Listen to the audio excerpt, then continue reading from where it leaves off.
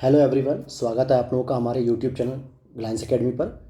आज हम लोग फिर से डिस्कशन करेंगे। आज की क्लास में हम लोग दोस्तों दृष्टि आईएएस की जो UP PCS prelims test series 2023 के लिए चलाई जा रही है, तो हम उसकी टेस्ट सीरीज़ में आज हमारा जो टेस्ट नंबर होगा दोस्तों, आज हमारा टेस्ट नंबर 4 है। और 4 में भी हम लोग क्या करेंगे, सबसे पहले पार्ट 1 करेंगे, जिसके अंतर्गत हम लोग पार्ट 1 में 1 से लेकर 75 क्वेश्चन कंप्लीट करेंगे।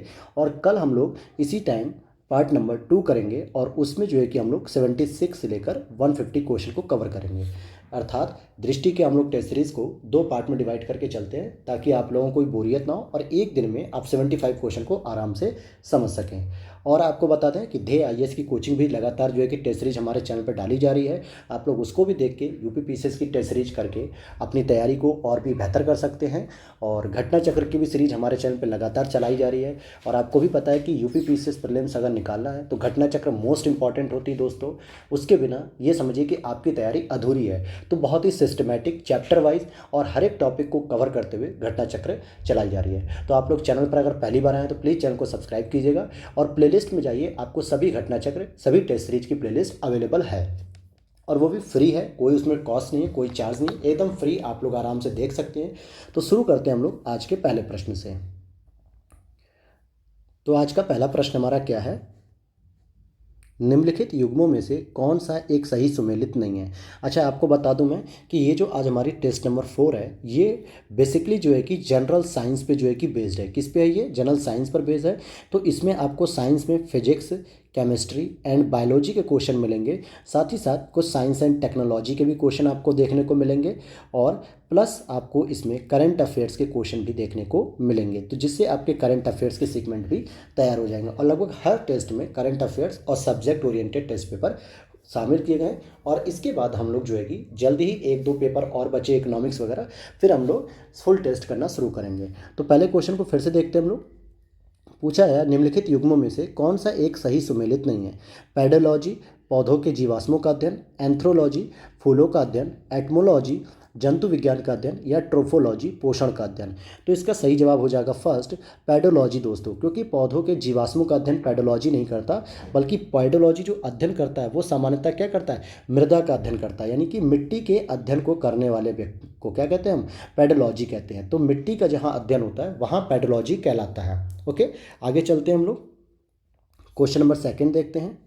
यहाँ पे कुछ उपकरण हैं और मापक राशियाँ जो कि फिजिक्स के क्वेश्चन से संबंधित है। हाइग्रोमीटर की बात करेंगे तो हाइग्रोमीटर आपका क्या मापेगा, जो है कि ये आपका आर्द्रता मापती है। मतलब हाइग्रोमीटर से हम लोग आर्द्रता को मापते हैं। और वहीं अगर हम आगे देखते हैं कि बैरोमीटर, बैरोमीटर क्या करेगा, ये वायुमंडल के दाब को नापता है, तो ये वायु दाब हो जाएगा। अमीटर, अमीटर आपका जो है विद्युत धारा नापने के लिए जो होता है, और ये विद्युत प्रवाह या विद्युत धारा नापते हैं। और नेफोस्कोप, नेफोस्कोप बादलों की ऊंचाई या दिशा और वेग वगैरह ये सारी चीज़ नापते हैं, अर्थात बादल की गति नापते हैं। तो आप इस आधार पर देखेंगे कि सेकंड का बी ऑप्शन करेक्ट हो जाएगा। क्वेश्चन नंबर 3 देखेंगे हम लोग। प्रश्न दिया हुआ है कि गैल्वेनोमीटर संबंध जो शब्द है वो किसको संदर्भित करता है। विद्युत धारा की उपस्थिति का पता करने के लिए प्रयुक्त एक उपकरण को, या शरीर के अंदर देखने के लिए चिकित्सा में प्रयुक्त एक उपकरण को, या जल के नीचे की ध्वनि तरंगों को सुनने या गणना करने के लिए इस्तेमाल किए जाने वाले उपकरण को, या फिर 4 देखें कोणीय वेग के मापन के लिए प्रयुक्त उपकरण को। तो इसका जो सही जवाब हो जाएगा वो हो जाएगा फर्स्ट, क्योंकि गैल्वेनोमीटर क्या होता है, इलेक्ट्रिक गैजेट्स से संबंधित है। अर्थात विद्युत धारा की उपस्थिति का पता करने के लिए एक उपकरण है जो कि एक इलेक्ट्रॉनिक गैजेट के रूप में जाना जाता है। तो इसका सही जवाब हो जाएगा ए, अर्थात 3 का ए। अगर आपको मैं बताऊं कि शरीर के अंदर देखने के लिए जो चिकित्सा में प्रयोग किया जाता है उसको हम लोग कहते हैं एंडोस्कोप। जैसे हम लोग देखते हैं डॉक्टर के पास जाते हैं तो कहते हैं कि एंडोस्कोपी करानी है, पेट वगैरह का देखते हैं कि क्या स्थिति है क्या नहीं, अल्ट्रासाउंड वगैरह होते हैं, तो एंडोस्कोपी कहते हैं बी के लिए। और तीसरे की अगर हम बात करें कि जल के नीचे ध्वनि तरंगों को सुनने के लिए अगर हम बात करेंगे तो इसको हम लोग हाइड्रोफोन कहते हैं। क्या कहते हैं दोस्तों इसको? वैसे तो ये याद रख लीजिएगा, पूछा भी जा सकता है कि जल की तरंगे जो होती है, ध्वनि तरंगे, उसको सुनने के लिए हम लोग हाइड्रोफोन का यूज करते हैं। और शरीर के अंदर चिकित्सा के अंतर्गत प्रयुक्त उपकरण होता है एंडोस्कोपी। और जो हमारा प्रश्न तीसरा है उसको हम गैल्वेनोमीटर ए से संबंधित करते हैं। यहाँ पे मैंने 3 प्रश्न को और बता दिया जो अलग से एक्सप्लेनेशन में आपसे पूछा जाए भविष्य में, या एग्जाम में हो सकता है इसके एक्सप्लेनेशन से ही कोई प्रश्न बन जाए, तो आपको वो भी पता होना चाहिए। क्वेश्चन नंबर 4 देखते हैं। गोवा में स्थित राष्ट्रीय सीमा शुल्क और जीएसटी संग्रहालय का नाम क्या दिया गया है? सलार जंग, धरोहर, विरासत या संगठन? बहुत अच्छा प्रश्न है। जितने भी टैक्सेस वगैरह से संबंधित जो भी प्रावधान थे वो सारे के सारे एक जीएसटी संग्रहालय बनाया गया गोवा में, और इसका नाम दिया गया है धरोहर। क्या दिया गया है नाम इसका? धरोहर। तो ये आपका सही जवाब हो जाएगा। अगला प्रश्न है, हाल ही में उत्तर प्रदेश के लिए विधायक स्थानीय क्षेत्र विकास निधि को कितना कर दिया गया है? जैसे आप केंद्र के स्तर पे पढ़ते हैं एमपी लैड्स। एमपी लैड्स का मतलब क्या होता है? Member of parliament local area development. अर्थात कहने का कि सांसद इस जो होते हैं वो अपने क्षेत्रीय जहाँ से वो चुन कर आते हैं वहाँ के विकास के लिए कुछ राशियाँ प्राप्त करते हैं, और सामान्यतः ये एक वर्ष में 5 करोड़ राशि दी जाती है। तो इस तरह देखेंगे, एक सांसद का कार्यकाल 5 वर्ष है तो 25 करोड़ धनराशि प्राप्त करता है।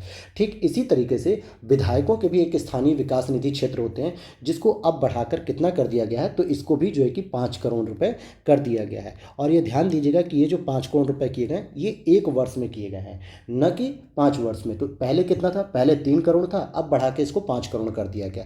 तो इसको हम एमपी लैड तो नहीं कहेंगे, लेकिन हम इसको एमएलए कहेंगे, क्योंकि एमएलए और लैड कह देंगे। एमएलए का मतलब हो गया मेंबर ऑफ लेजिस्लेटिव असेंबली और लोकल एरिया डेवलपमेंट। तो ये आपको याद रखना है। तो आपको मैं शॉर्ट में बता दूं कि एमपी लैड की जो धनराशि मिलती है एक साल में कितनी मिलती है? 5 करोड़ रुपए। और अब जो है कि आपको विधायक यानी कि एमएलए लैड जो धनराशि हो गई है वो भी 3 करोड़ से बढ़ा के 5 करोड़ कर दी गई है। तो ये इसका सही जवाब हो जाएगा ए ऑप्शन। क्वेश्चन नंबर 6, अगर चैनल पे आप लोग पहली बार आए हो तो प्लीज़ चैनल को सब्सक्राइब कीजिएगा, बेल नोटिफिकेशन ऑन कर दीजिएगा, और आप लोग कमेंट बॉक्स में अपने सुझाव भी दे सकते हैं दोस्तों कि हम लोग इस टेस्ट सीरीज को और किस तरीके से बेहतर कर सकें, जिससे आपको भी बेहतर तरीके से समझ में आ सके। तो आप लोगों के सुझाव अगर स्वागत योग्य होंगे तो हम उस पर जरूर विचार करेंगे। आइए क्वेश्चन नंबर हम 6 पर देखते हैं। विभिन्न तारे विभिन्न तरंगदैर्ध्य का उत्सर्जन करते हैं तथा इस प्रकार विभिन्न रंगों में दिखाई देते हैं। तारों के रंगों में भिन्नता मुख्यतः इसकी विभिन्न संरचना और प्रभावी तापमान के फलस्वरूप उत्पन्न होती है। तो जो इसका सही उत्तर हो जाएगा ए, क्योंकि ए और आर दोनों ही स्टेटमेंट सही है और दोनों एक दूसरे की व्याख्या कर रहे हैं। तरंगदैर्ध्य का मतलब क्या होता है दोस्तों?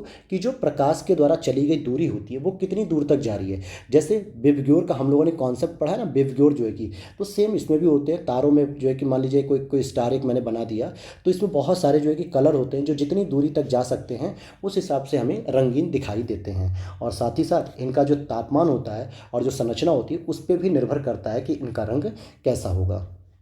और ये सारी चीज़ें अगर आपको जाननी है तो वर्ल्ड ज्योग्राफी की प्लेलिस्ट में जाइए, और वहाँ पे मैंने तारे के बारे में बहुत अच्छे से बताया है। इवन कि सूर्य भी एक तारा है, पृथ्वी ग्रह है, तो इन सब में मैंने बहुत डिटेल से चर्चा की है। और आप वहाँ पे देख सकते हैं कि तारे में जो ब्लैक होल की कॉन्सेप्ट आते हैं या रेड जियांट का कॉन्सेप्ट आता है, वाइट वामन का कॉन्सेप्ट आता है, ये सारी चीज़ें मैंने वहाँ पर डिस्कस की हैं। क्वेश्चन नंबर 7 देखते हैं हम लोग।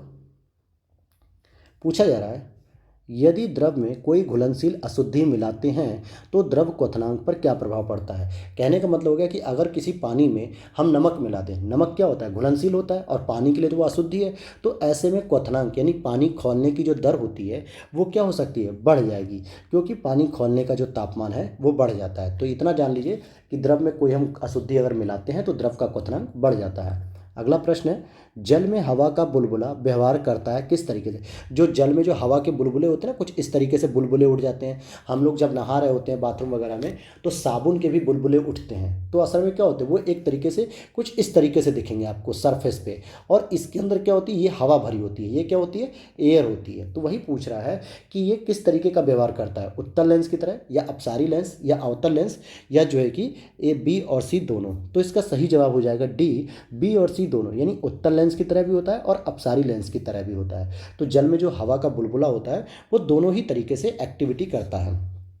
क्वेश्चन नंबर 9 है, वर्ष 2030 तक 100 मीट्रिक टन कोयला गैसीकरण प्राप्त करने के लिए भारत सरकार द्वारा कितना निवेश करने का निर्णय लिया गया है? यानी 2030 तक जो 100 मीट्रिक टन कोयला है उसको गैसीकरण के रूप में प्राप्त करने का जो टारगेट लिया गया, तो उसके लिए लगभग 4 लाख करोड़ रुपए का जो है कि इन्वेस्टमेंट करने का निर्णय लिया गया है। क्वेश्चन नंबर 10 देखेंगे हम लोग।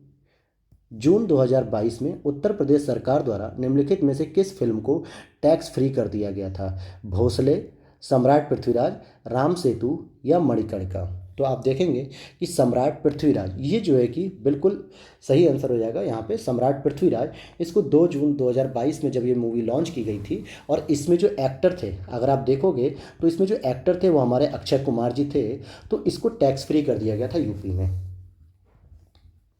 क्वेश्चन नंबर 11 है, यहाँ पे कुछ शब्दावलियाँ हैं और उसके विवरण हैं, तो आपको बताना, जैसे एपीकल्चर, पीसीकल्चर, सेरीकल्चर और विटीकल्चर। ये आपने देखे होंगे, छोटे छोटे जो घरेलू उद्योग होते हैं, तो उनसे संबंधित है यहाँ पे यह प्रश्न। तो देख लेते हैं हम लोग। पीसीकल्चर, एपीकल्चर की अगर हम लोग बात करते हैं तो एपीकल्चर तो शहद उत्पादन करता है। पीसीकल्चर की बात करेंगे तो ये मछली उत्पादन करता है। और सेरीकल्चर क्या करेगा दोस्तों, रेशम उत्पादन करेगा। और विटीकल्चर अंगूर का उत्पादन करता है। तो आप देखेंगे इस तरीके से कि 1 2 3 4 बी ऑप्शन सही हो जाएगा, क्योंकि ये सभी के सभी सही मिलान दिए हुए हैं। क्वेश्चन नंबर 12 है, प्राकृतिक या कृत्रिम प्रकाश स्रोतों द्वारा प्रकाशित किए जाने पर विभिन्न रंगों का दर्शाता साबुन का बुलबुला उदाहरण है किसका। जो साबुन के जो बुलबुले होते हैं, जो हम देखेंगे कभी कभी बहुत रंगीन दिखता है, हल्का पिंक, हल्का येलो, गुलाबी, अलग अलग रंगों का दिखता है। तो आप लोगों ने अगर नहीं देखा है तो घर में साबुन को खूब झाग बनाइए, हाथ में लपेट लपेट कर, और उसको हल्का सा फूंक मारिएगा अपनी हथेली पर उस झाग पे। तो आप देखेंगे कि हल्का हल्का फूंक मारने से एक कहेंगे कि बुलबुला टाइप का उठता है, जिसको हम लोग देखेंगे कि अलग अलग कलर में देखने को मिलता है। तो इसका जो सही जवाब हो जाएगा वो हो जाएगा व्यतिकरण। व्यतिकरण के कारण साबुन का बुलबुला कुछ विभिन्न रंगों को दर्शाता है। क्वेश्चन नंबर 13 हम लोग देखेंगे। यहाँ पे भौतिक मात्रक दिए हुए हैं और उनकी एसआई यूनिट दी हुई है, अर्थात ये कई बार यह प्रश्न पूछा गया है। तो जैसे पदार्थ की मात्रा की बात करें तो पदार्थ की मात्रा तो हो जाती है मोल से संबंधित है। विद्युत धारा की बात करेंगे तो ये एम्पियर से संबंधित। ज्योति तीव्रता की बात करेंगे तो ये कैंडेला से संबंधित है। और तापमान की बात करेंगे तो ये केल्विन में संबंधित है, अर्थात केल्विन को कुछ ऐसे लिखते हैं। तो इस आधार पर देखें तो 13 का बी हो जाएगा, 2 1 4 3। तो ये सही जवाब है। इनको भी आप याद कर लीजिएगा, ऐसे प्रश्न पूछे जाते हैं यूपी पीसीएस में। अगला प्रश्न है, भारतीय राष्ट्रीय अंतरिक्ष संवर्धन और प्राधिकरण केंद्र इन स्पेस का मुख्यालय कहाँ बनाया गया है।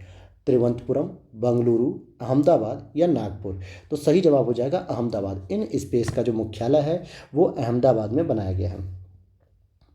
क्वेश्चन नंबर 15 देखते हैं। संत कबीर नगर अकादमी या संत कबीर अकादमी और अनुसंधान केंद्र के संदर्भ में निम्नलिखित कथनों में से कौन सा कथन सत्य है।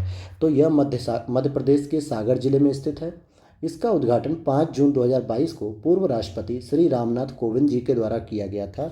तो इसका जो सही उत्तर हो जाएगा वो हो जाएगा सी, कि केवल दूसरा वाला स्टेटमेंट तो सही है कि 5 जून 2022 को राष्ट्रपति रामनाथ कोविंद जी ने संत कबीर अकादमी अनुसंधान केंद्र की स्थापना मतलब उद्घाटन किया था। लेकिन अगर हम इसकी बात करेंगे तो इसकी स्थापना मध्य प्रदेश में नहीं दोस्तों, बल्कि इसकी स्थापना संत कबीर नगर जिले में हो रही है। संत कबीर नगर जिले, वहाँ पे एक मगहर नाम की जगह है जहाँ पे कबीर का जन्म हुआ था जो है कि, तो वहाँ पर जो है कि ये बन रहा है। ओके, तो ये हो जाएगा आपका यूपी, एमपी नहीं यूपी हो जाएगा। क्वेश्चन नंबर 16 देखते हैं। स्त्रियों और बच्चों की आवाज़ पुरुषों की अपेक्षा पतली क्यों होती हैं। तारत्व के कम होने के कारण, या तारत्व के अधिक होने के कारण, या आवृत्ति के अधिक होने के कारण, और बी और सी दोनों हो सकता है। तो 16 का डी हो जाता है कि कुछ महिलाओं में तारत्व के कम होने के कारण और कुछ महिलाओं में तारत्व के अधिक होने के कारण। सॉरी, यहाँ पे गलत बता दिया मैंने, ध्यान दीजिएगा, I am sorry, really sorry. ये बी और सी यानी कि डी हो जाएगा। तारत्व की जो है कि कम नहीं होगा, तारत्व बल्कि अधिक होता है। और इसको हम लोग कहते हैं इंग्लिश में पिच कहते हैं। यानी ये जितना अधिक होता है उतनी ही उनकी आवाज़ बहुत पतली होती है, और साथ ही साथ उनकी जो आवृत्ति होती है, फ्रीक्वेंसी, वो तेज होती है। इसीलिए जो है कि यहाँ पर उनकी आवाज़ पतली होती है। जबकि पुरुषों का क्या होता है, तारत्व कम होता है, इसीलिए उनकी आवाज़ थोड़ी भारी होती है। क्वेश्चन नंबर हम लोग 17 देखेंगे। तत्वों के आवर्तिक गुणों के संदर्भ में निम्नलिखित कथनों में से कौन सा सही है। किसी आवर्त में बाएं से दाएं जाने पर तत्वों का आयतन विभव घटता है तथा किसी वर्ग में ऊपर से नीचे जाने पर बढ़ता है। आवर्त सारणी में या आवर्त में बाएं से दाएं जाने पर परमाणु त्रिज्याएं घटती हैं तथा किसी वर्ग में ऊपर से नीचे जाने पर इसकी बढ़ती है। तो 17 का हो जाएगा सी। केवल दूसरा स्टेटमेंट सही है, पहला स्टेटमेंट गलत है। चलिए आगे देख लेते हैं हम लोग। Question number 18। ठंड के दिनों में लोहे के गुटके और लकड़ी के गुटके को प्रातःकाल छूने पर लोहे का गुटका क्यों ज़्यादा ठंडा लगता है। जैसे घरों में भी क्या होता है, हम लोग जो मेटल होती है, धातु होती है, हम लोहे के बर्तन या स्टील के बर्तन या कोई भी धातु की चीज़ होती है, इवन कि दरवाजे की कुंडी भी पकड़ने में थोड़ा सा हिचकिचाते हैं क्योंकि वो ठंडी होती है। ऐसा क्यों लगता है दोस्तों, जबकि लकड़ी ठंडी नहीं लगती है। तो इसका जो सही जवाब हो जाएगा ए, क्योंकि लकड़ी की तुलना में लोहा जो है कि ऊष्मा का अच्छा चालक है। और ठंडी में क्या होता है, लोहा जो है कि अच्छा ऊष्मा का चालक के रूप में काम करता है। करता है और अपने अंदर हीट को पैदा करता है, यानी कि ठंड को एब्जॉर्व करता है और वो ठंडा हो जाता है जो है कि। क्वेश्चन नंबर 19 हम लोग देखेंगे।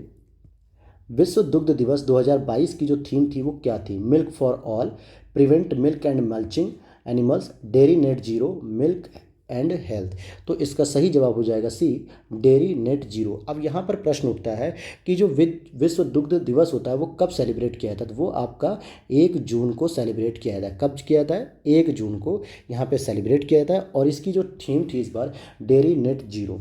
क्वेश्चन नंबर 20, जून 2022 में उत्तर प्रदेश के निम्नलिखित में से किस विश्वविद्यालय ने राष्ट्रीय शिक्षा नीति 2020 को लागू करने के लिए एक प्रस्ताव तैयार करने हेतु समिति का गठन किया है?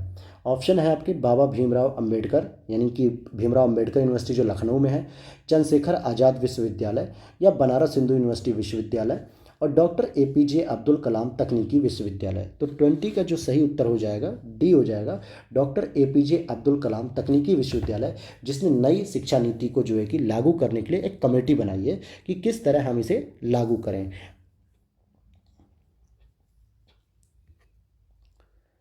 क्वेश्चन नंबर 21 है, क्लोरोफाइसी के सदस्य सामान्यतः कहलाते हैं। क्लोरोफाइसी के सदस्य क्या कहलाते हैं? क्या पीले शैवाल को कहते हैं या हरित शैवाल को या लाल शैवाल को या उपयुक्त में से कोई नहीं?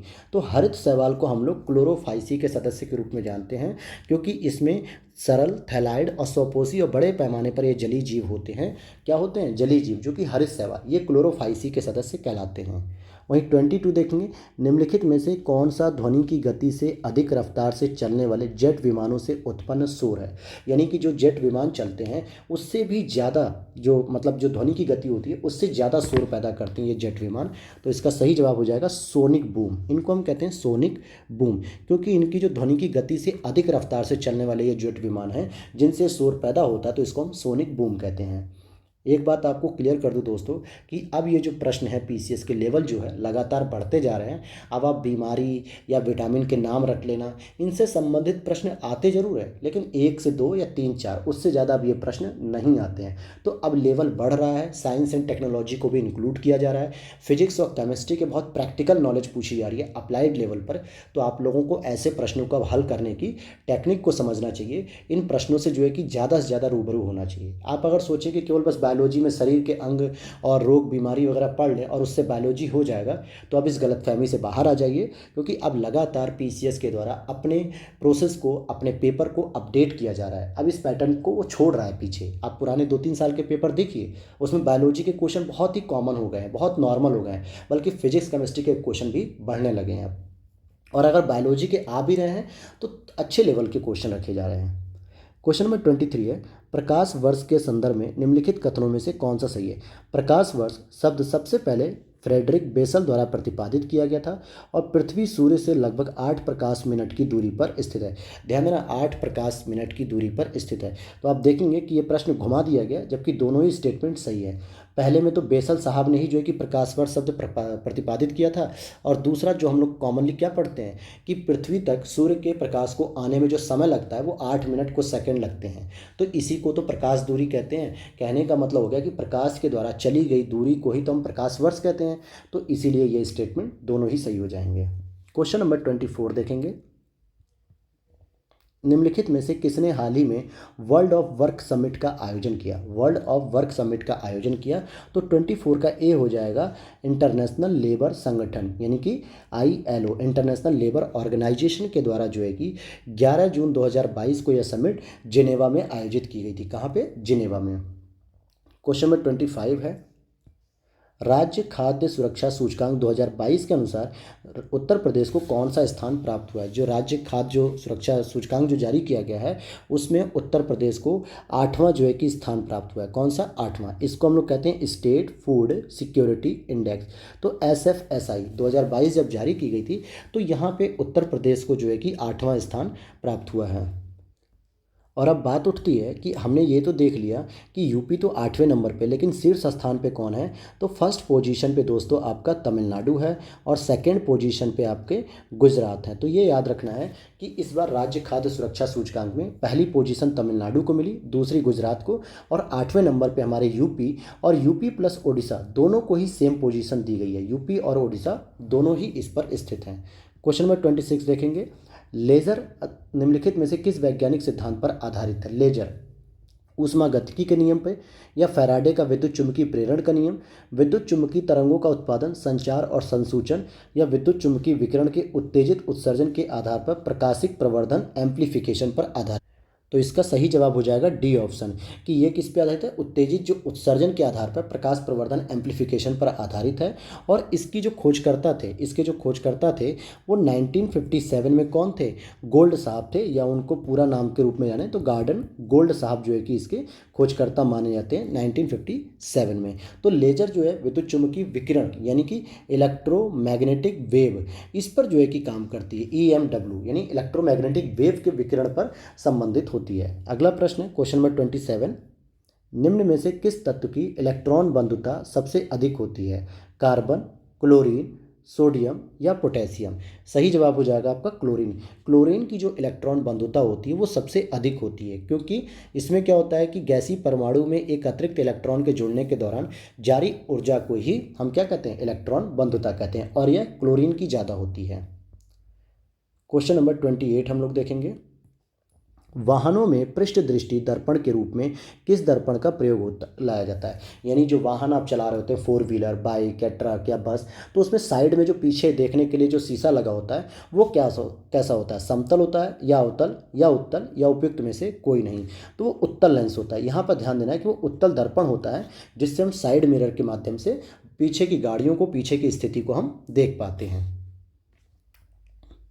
अब आगे देख लेते हैं हम लोग, हाल ही में किस राज्य को विश्व तंबाकू निषेध दिवस पुरस्कार 2022 से सम्मानित किया गया? विश्व तंबाकू निषेध दिवस, आपको कमेंट बॉक्स में बताना है कि तंबाकू दिवस कब मनाया था, तंबाकू निषेध दिवस कब मनाया जाता है। और इस प्रश्न का जो उत्तर होगा 29 का, वो हो जाएगा डी, झारखंड को यह पुरस्कार घोषित किया गया है, झारखंड को यह पुरस्कार दिया गया। अगला प्रश्न है, उत्तर प्रदेश का पहला कार्बन मुक्त क्षेत्र कौन सा होगा? ताजमहल परिसर, काशी विश्वनाथ धाम बनारस, वृंदावन पवित्र स्थल शहर, या कुशीनगर बौद्ध स्थल? तो 30 का होगा बी, काशी विश्वनाथ धाम वाराणसी। ये कहाँ पे है? वाराणसी में है, और यह उत्तर प्रदेश का पहला कार्बन मुक्त क्षेत्र होगा। क्वेश्चन नंबर 31 देख लेते हैं, निम्नलिखित में से कौन सा भूरे शैवाल का उदाहरण नहीं है? क्योंकि शैवाल कई सारे कलर में होती है, लाल भी होती है, भूरी भी होती है, हरी भी होती है।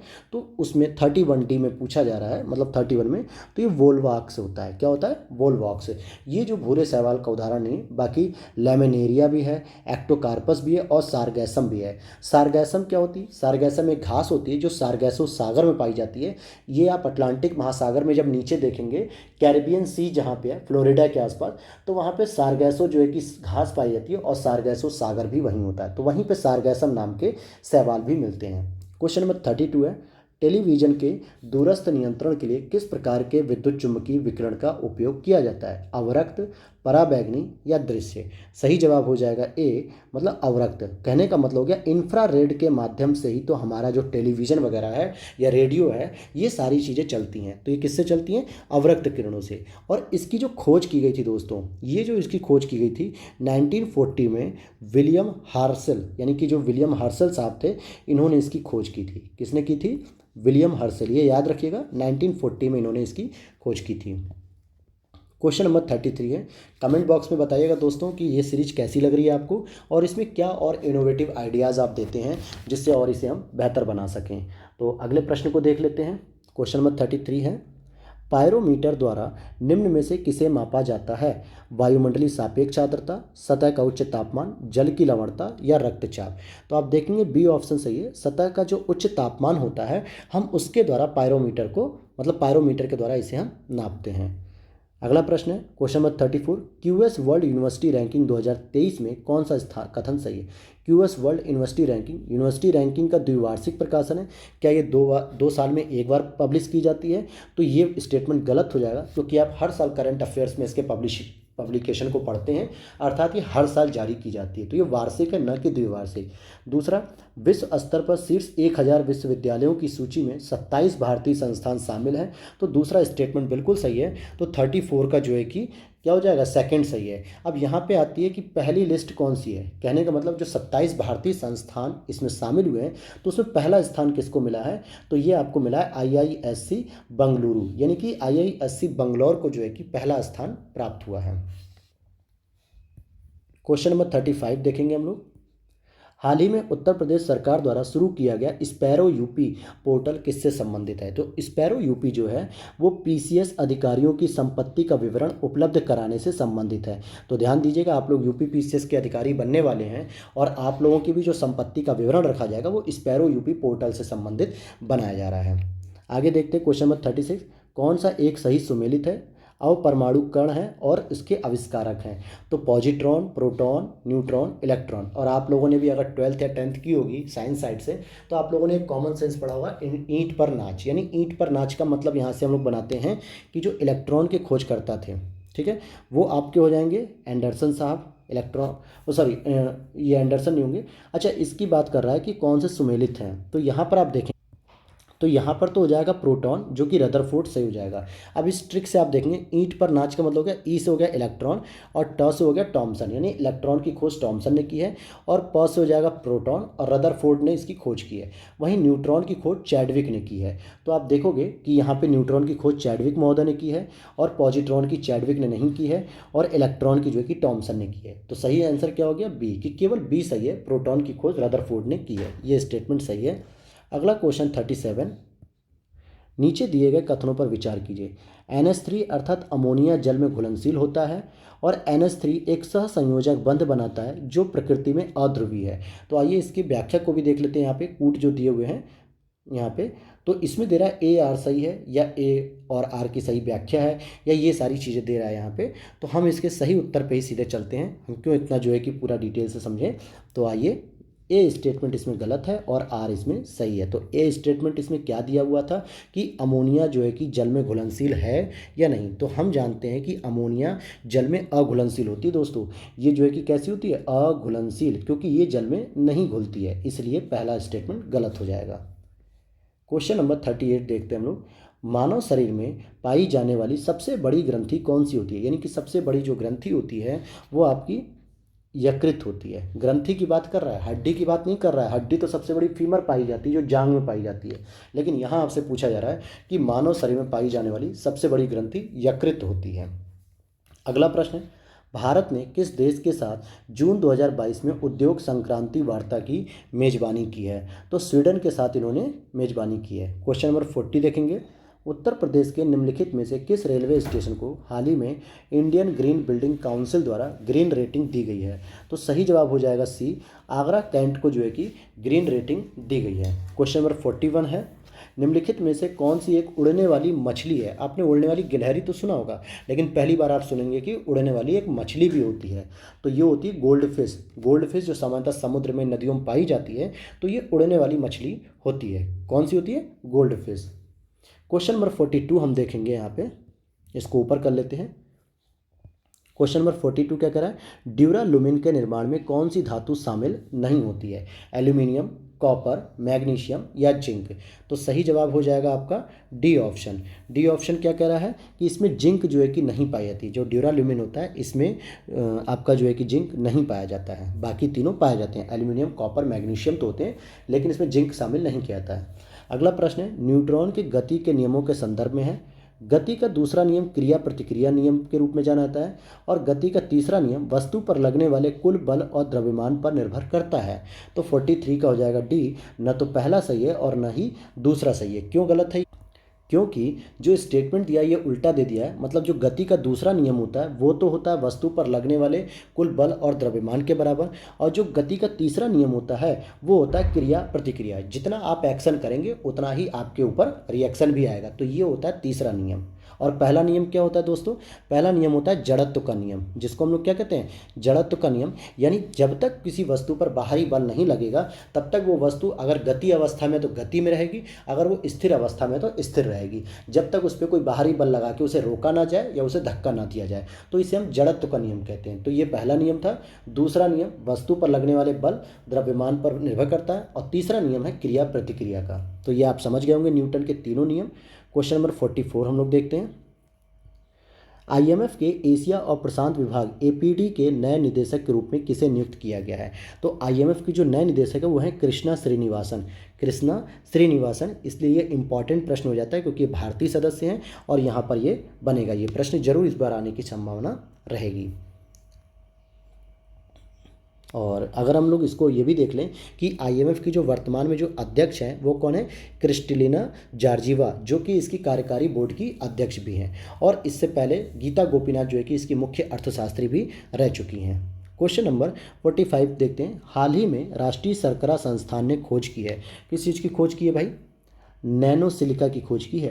राष्ट्रीय शर्करा संस्थान जो है इन्होंने नैनो की खोज की है। क्या कहा कि नैनो सिलिका को हाल ही में राष्ट्रीय शर्करा संस्थान द्वारा गन्ने की खोई की राख में खोजा गया। जो गन्ना होता है जब हम उसे पीस देते हैं, मतलब जूस निकाल लेते हैं, तो एक खोई यानी कि जो गन्ने के सूखा हुआ पार्ट होता है उसको जब हम जलाते हैं तो उसकी राख में हमें सिलिका मिलता है। तो ये एक अच्छी खोज है जो हम आगे चल के सिलिका की जो कमी हो रही है तो हम गन्ने की खेती से सिलिका की प्राप्ति कर सकेंगे। क्वेश्चन नंबर 46, पौधे के अग्रभाग से ऊतक को हटाकर कोशिकाओं को अलग कर रोग मुक्त परिस्थितियों में एक मूल पौधे से कई पौधे उगाए जा सकते हैं। तो इस तकनीक को क्या कहा जाता है, इसे हम टिश्यू संवर्धन यानी कि ऊतक संवर्धन कहते हैं, क्योंकि कोशिकाओं को अलग कर दिया गया और रोग मुक्त जो मूल पौधे से कई पौधे उगाए जा सकते हैं, तो इस तकनीक को हम लोग ऊतक संवर्धन भी कहते हैं। इसी को हम टिश्यू कल्चर भी कहते हैं। क्वेश्चन नंबर 47 देखेंगे। निम्न में से कौन सी धातु ऊष्मा की न्यूनतम सुचालक है। तो ऊष्मा की जो न्यूनतम सुचालक है दोस्तों वो है सीसा, क्योंकि सबसे अधिक सुचालक कौन सा है, तांबा। तांबे के बहुत सारे तार बनते हैं, बिजली के जो आप कनेक्शन देखोगे बिजली के वायर, उसमें तांबा भी होता है, मैग्नीशियम और स्कैंडियम भी होता है। लेकिन सीसा जो है कि जिसको किससे इंडिकेट किया था, पीबी, लेड, ये जो है कि कम सुचालक है। सुचालक तो है लेकिन ये कम है। क्वेश्चन नंबर 48, किसे वुड स्पिरिट के रूप में भी जाना जाता है। Would spirit, Maithil alcohol, ethyl alcohol, glycol या फॉर्मेल्डिहाइड। तो सही जवाब हो जाएगा ए, मैथिल अल्कोहल को हम वुड स्पिरिट के नाम से भी जानते हैं। 49 प्रश्न है, जून 2022 में भारत ने भगवान बुद्ध के 4 पवित्र कपिल वस्तु अवशेष निम्नलिखित में से किस देश को भेजे थे। बहुत अच्छा ये प्रश्न है जो दोस्तों, ये हमारी कूटनीति को दर्शाता है और यह मंगोलिया भेजे गए थे। कहाँ पर, ये कपिल वस्तु अवशेष जो प्राप्त हुए थे भगवान बुद्ध के, तो 4 पवित्र अवशेषों को हमने मंगोलिया भेजा है। 49 का डी हो जाएगा। अगला प्रश्न है, निम्नलिखित में से कौन सा विश्व का तीव्रतम कंप्यूटर है। दुनिया का सबसे तेज जो कंप्यूटर है वो यूएसए का फ्रंटियर है। कौन सा है, फ्रंटियर, जो कि सबसे तेज कंप्यूटर जो है कि जाना जाता है और टॉप 500 में ये शामिल है। क्वेश्चन नंबर 51 है, निम्नलिखित में से कौन से मानव मस्तिष्क की संरचना का भाग है। सेरेब्रम, थैलेमस, सेरिब्लम और कार्पोरा क्वाड्रिजेमिना। तो अब यहाँ पे देखेंगे, ये कूट में दिया हुआ है ये प्रश्न, तो आप यहाँ पे देखोगे कि कूट दे रहा है आपका, क्या क्या दे रहा है, 1 और 2, 1 2 3 4, 2 और 4 और साथ ही साथ 1 और 3। तो अब आप इसका उत्तर जो देखेंगे वो क्या होता है, इसका उत्तर 51 का हो जाएगा बी ऑप्शन। बी ऑप्शन में क्या दे रहा है, 1 2 3 4। तो आप यहाँ से क्लियर कर लीजिए कि देखिए सेरेब्रम भी होता है, थैलेमस भी होता है, सेरिब्लम भी होता है और कार्पोरा क्वाड्रिजेमिना भी इसका पार्ट होता है। तो मानव मस्तिष्क के चारों ही पार्ट पाए जाते हैं। क्वेश्चन नंबर 52 देखेंगे हम लोग, निम्नलिखित में से कौन पृथ्वी का सबसे पुराना जीव है। सबसे पुराना जीव की अगर हम बात करेंगे, अर्थात जिसकी सबसे पहले उत्पत्ति हुई होगी, तो ये ब्लू ग्रीन एल्गी की सबसे पहले उत्पत्ति हुई थी। किसकी, ब्लू ग्रीन एल्गी। और इसको एक अलग नाम भी दिया जाता है, कभी कभी ये भी पूछ लिया जाता है, साइनोबैक्टीरिया, ये भी नाम आता है। क्या नाम आता है, bacteria, cyanobacteria blue green algae को ही कहा जाता है, यानी कि नील हरित शैवाल। ये पृथ्वी का सबसे पुराना जीव है। अगले प्रश्न को देखते हैं। ये प्रश्न भी कई बार आपके सामने आता है कि यहाँ पे उपकरण है, उसके कार्य हैं, और ये आपको dynamo, microphone, loud speaker, tubelight, और यहाँ से देखना है कि कौन सा कूट सही है जो आपस में एक दूसरे से मिला हुआ है। तो इसका सही जवाब हो जाएगा दोस्तों डी, 1 और 4। क्यों ऐसा हुआ, तो आइए देखते हैं इसमें कि 1 और 4 में क्या मिला हुआ है। तो डायनेमो जो होता है वो यांत्रिक ऊर्जा को विद्युत ऊर्जा में परिवर्तित करता है, और वही ट्यूबलाइट विद्युत ऊर्जा को प्रकाश ऊर्जा में परिवर्तित करती है। हम अपने घरों में जब बटन दबाते हैं, स्विच दबाते हैं, तो ट्यूबलाइट जलने लगती है, अर्थात प्रकाश ऊर्जा में कन्वर्ट हो जाती है। तो 1 और 4 तो सही है। लेकिन अब बात आती है माइक्रोफोन की।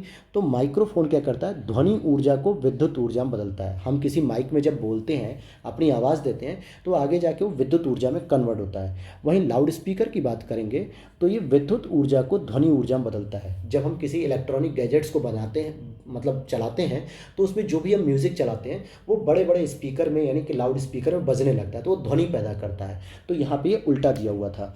तो ये आपका सही उत्तर हो गया 53 का डी।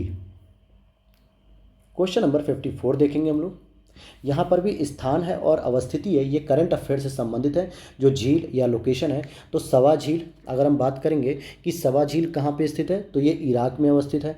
अल अक्सा मस्जिद इज़राइल में अवस्थित है। सेला सुरंग भारत में स्थित है। और स्नेक आइलैंड ये आपके यूक्रेन में अवस्थित है। तो यूक्रेन अभी चर्चा में चल भी रहा है, यूक्रेन और रसिया वार, तो ऐसी चीज़ों का आपको पता होना चाहिए।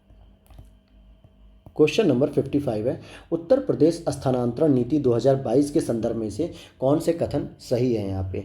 तो आप यहाँ पे देखोगे, उत्तर प्रदेश सरकार ने जिले में 5 वर्ष पूर्ण होने पर समूह ए और बी अधिकारियों के स्थानांतरण हेतु स्थानांतरण नीति 2022 का अनुमोदन किया। दूसरा है, समूह ए और बी के स्थानांतरण संवर्गवार कार्यरत अधिकारियों और कर्मचारियों की संख्या के सापेक्ष 20% तक ही किए जा सकते हैं।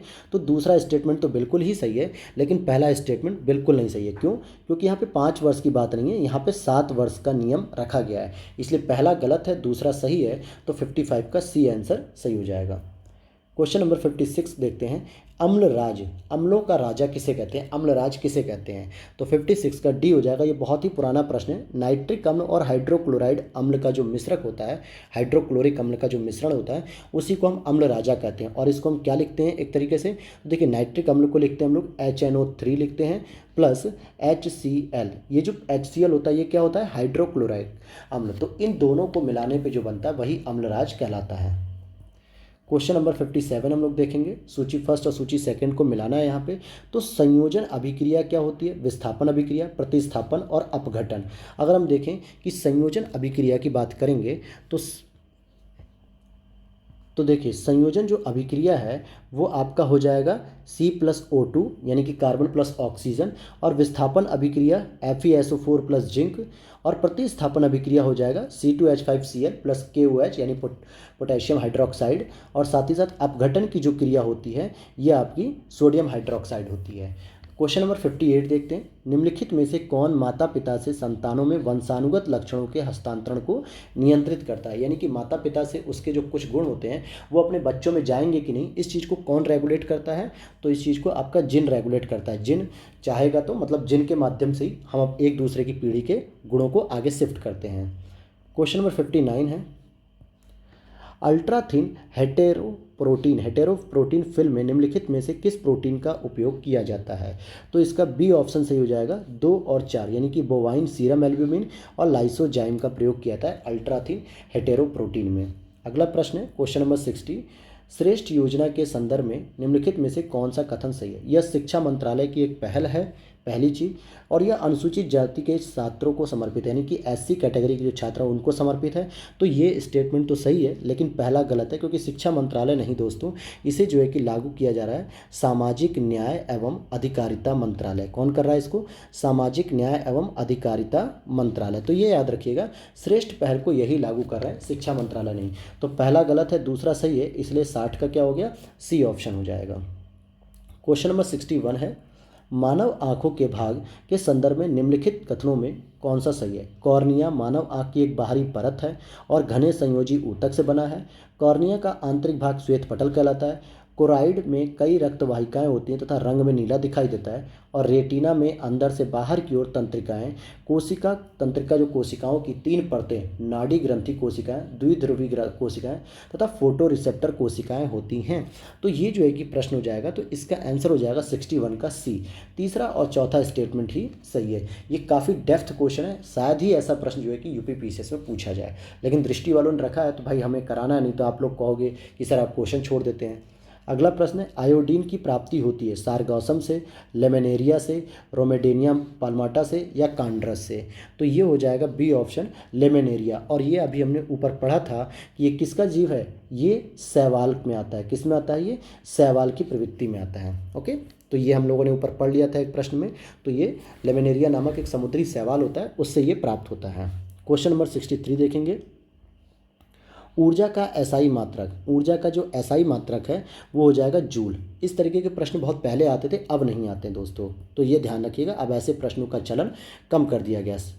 भाला फेंक चैंपियन नीरज चोपड़ा से संबंधित कुछ कथन है, उस पर विचार कीजिए। या यूँ कहें कि घटनाओं पर विचार करना और उसको काल अनुक्रम में बैठाना है। तो 64 का हम लोग सीधे करते हैं, ए ऑप्शन से हो जाएगा, सेकेंड, फर्स्ट, थर्ड, फोर्थ। यानी सबसे पहले उन्होंने क्या किया, ओलंपिक में गोल्ड मेडल जीता था। फिर दूसरी बार क्या किया, नया रिकॉर्ड बनाया, राष्ट्रीय रिकॉर्ड, जो पावो नूरमी गेम्स में 89.30 मीटर थ्रो किया इन्होंने। ठीक है, 89.30 इतना जो है कि इन्होंने स्कोर किया। और थर्ड नंबर पे आएगा, उन्होंने फिनलैंड में आयोजित क्वार्टर्स गेम्स में स्वर्ण पदक जीता। और फोर्थ है, विश्व चैंपियनशिप में पदक जीतने वाले पहले पुरुष ट्रैक और फील्ड एथलीट और केवल दूसरे भारतीय बने हैं। तो इनसे संबंधित कुछ फैक्चुअल इन्फॉर्मेशन भी है कि नया रिकॉर्ड ही मान लीजिए पूछ लेता है संख्या लिख के, तो 89.30 आपको पता होना चाहिए। ओके, चलिए आगे देख लेते हैं। अगला प्रश्न 65।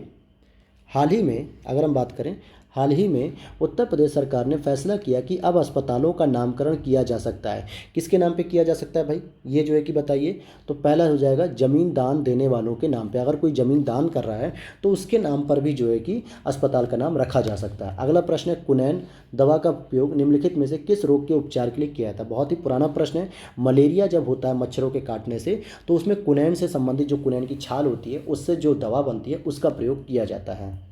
क्वेश्चन नंबर 67 हम लोग देखेंगे।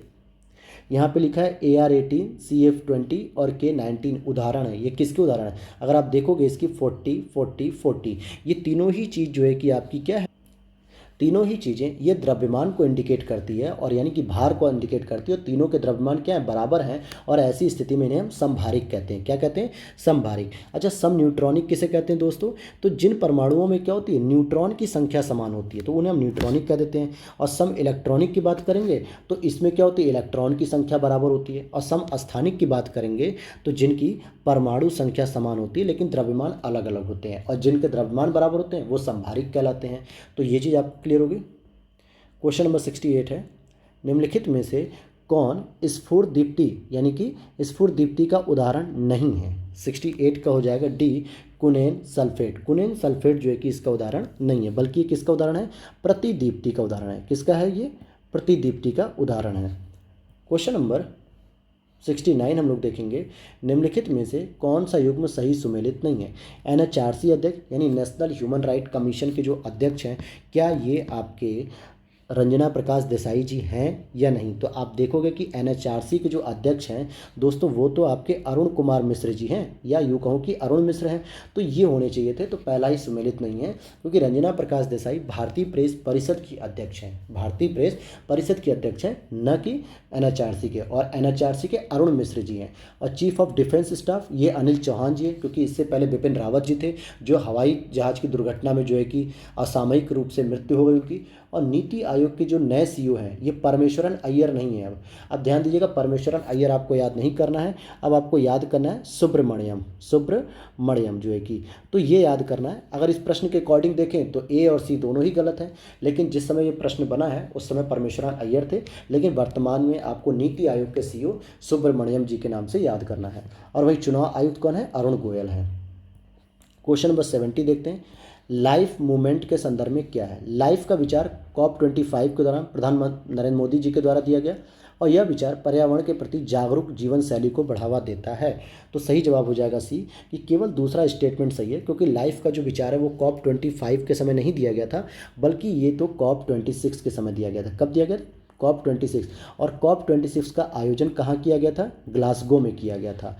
COP27 का आयोजन कहाँ किया गया है, मिस्र में किया गया है, और मिस्र के शर्म अल शेख शहर में। और वहीं COP28 का जो आयोजन हो रहा है वो UAE में होगा। कहाँ पे होगा, UAE में होगा। तो आपने देखा कि COP26 में इन्होंने लाइफ का प्रोजेक्ट दिया, जो पर्यावरण के प्रति जागरूक शैली के बारे में बताता है। अगला प्रश्न है, कौन सा जंतु कोशिका में मौजूद नहीं होता है, वैक्यूओल, सेंट्रियोल्स, लाइसोसोम या प्लाज्मोडेस्माटा। तो सही जवाब हो जाएगा डी, प्लाज्मोडेस्माटा अवस्थित नहीं होता है, बाकी सभी जंतु कोशिकाओं में पाई जाती हैं। क्वेश्चन नंबर 72 है, निम्नलिखित में से किसकी पहचान के लिए बोन मिनरल डेंसिटी यानी BMD परीक्षण किया जाता है। तो यह आपके ऑस्टियोपोरोसिस, जो सामान्यतः वयस्क लोगों में जो हड्डी का रोग होता है, यानी कि कमज़ोर पड़ जाती हैं हड्डियां, तो इसको हम लोग कहते हैं बोन मिनरल डेंसिटी, जो कि ऑस्टियोपोरोसिस में जो है कि इसका अध्ययन किया जाता है। इसमें हड्डी का एक रोग होता है और फ्रैक्चर होने का खतरा बढ़ जाता है, क्योंकि बहुत कमज़ोर हो जाती है इसमें। क्वेश्चन नंबर 73 देखते हैं हम लोग। श्यानता के संदर्भ में, श्यानता को अगर हम बात करें तो एक गाढ़ेपन से संबंधित होती है। जैसे शहद देखेंगे आप बहुत गाढ़ा होता है तो उसी को श्यानता कह सकते हैं। तापमान के बढ़ने पर द्रव की श्यानता कम हो जाती है, यानी शहद को अगर आप गर्म करोगे तो क्या उसकी श्यानता यानी गाढ़ेपन में कमी आएगी। और तापमान के बढ़ाने पर गैस की श्यानता कम हो जाती है। ठोस में श्यानता का अभाव होता है और शहद और ग्लिसरीन में श्यानता की प्रवृत्ति अधिक होती है। तो यही तो मैंने आपको बताया अभी। तो आप देखोगे कि पहला, तीसरा, चौथा तो सही है, लेकिन दूसरा स्टेटमेंट गलत है कि तापमान के बढ़ने पर गैस की श्यानता कम नहीं होती बल्कि बढ़ जाती है। ठीक है, तापमान के बढ़ने पर क्या होता है, गैस की श्यानता बढ़ जाती है और द्रव की श्यानता घट जाती है। इसलिए अगर आप शहद को गर्म करोगे तो जितना ही चिपचिपा और गाढ़ा होता है उतना फिर ये नहीं रहेगा। क्वेश्चन नंबर 74 हम लोग देखेंगे। सूची फर्स्ट और सूची सेकंड को मिलाना ये दिवस है और ये विषय है। 12 जनवरी को हमारा राष्ट्रीय युवा दिवस विवेकानंद जी के याद में मनाया जाता है। और वहीं अगर हम बात करें 14 सितंबर, तो 14 सितंबर को राष्ट्रीय हिंदी दिवस सेलिब्रेट किया जाता है। और अब बात आती है 19 जून और 1 जुलाई की। तो देखिए 19 जून को होती है राष्ट्रीय पठन दिवस और 1 जुलाई को होता है राष्ट्रीय चिकित्सक दिवस। तो ये आपको मिलान करना था। क्वेश्चन नंबर 75, चलिए 76 भी यहीं पे कर लेते हैं। हाल ही में खाद्य सुरक्षा और औषधि प्रसाधन ने ईट राइट कार्यक्रम के तहत निम्नलिखित में से किस मंदिर को भोग प्रमाण पत्र प्रदान किया है। तो सही जवाब हो जाएगा ए, इस्कॉन मंदिर मथुरा का। और यह जो है कि सामान्यतः इस्कॉन मंदिर किसको समर्पित होता है, श्री कृष्ण भगवान को समर्पित होता है। तो इसको ईट राइट कार्यक्रम के तहत भोग प्रमाण पत्र प्रदान किया गया है। और लास्ट क्वेश्चन है आज की क्लास का, साइक्लोनाइट। साइक्लोनाइट दोस्तों क्या होता है, तो एक विस्फोटक पदार्थ होता है साइक्लोनाइट। चलिए तो ये थे दोस्तों आपके दृष्टि के टेस्ट पेपर, जो कि हम लोगों ने पार्ट 1 को कंप्लीट किया और कल पार्ट 2 हम लोग करेंगे। तो उम्मीद करता हूँ कि आपको वीडियो अच्छी लगी होगी। तो प्लीज़ लाइक कीजिएगा, चैनल को सब्सक्राइब कीजिएगा और लोगों के साथ भी शेयर कीजिएगा। मिलते हैं नेक्स्ट वीडियो में। Thanks for watching.